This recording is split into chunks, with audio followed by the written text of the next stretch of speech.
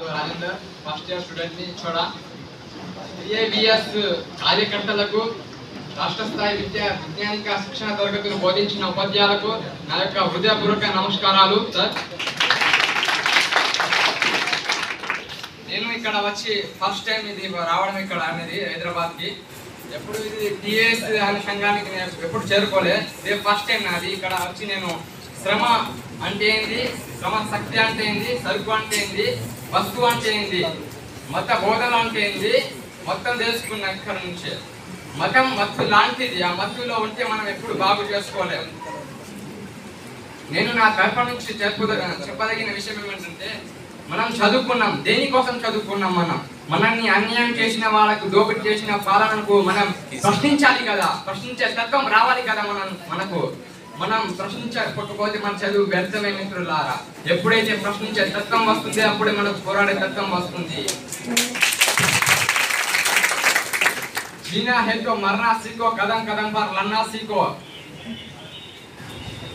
ఇష్టం లేని చదువు కష్టం, చదువు లేని బ్రతుకు నష్టం.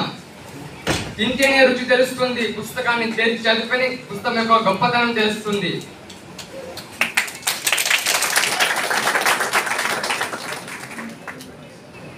ప్రపంచంలో ఇకపైన చీకటిని ఒక అగ్గిపుల్ల వెలుతురు దాచలేదు. ప్రపంచంలో ఏకమైన చీకటిని ఒక అగ్గిపుల్ల వెలుతురు దాచలేదు. ఆదివాసుల బిడ్డకు సాధనతో పట్టుదల తోడైతే మీ విజయాన్ని ఎవరు ఆపలేరు.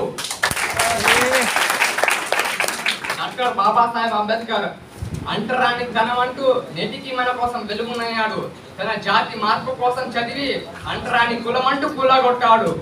అలా మనం కూడా డాక్టర్ బాబాసాహెబ్ యొక్క అడుగుదలలో నడిచి మన సమాజం మార్పు కోసం చదవాలి. ఎప్పుడైతే స్వార్థం కోసం చదువుతామో అప్పుడు స్వార్థం కోసం చదివినట్టు.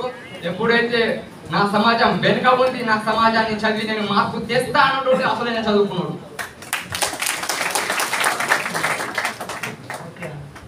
అన్నతో నా చిన్న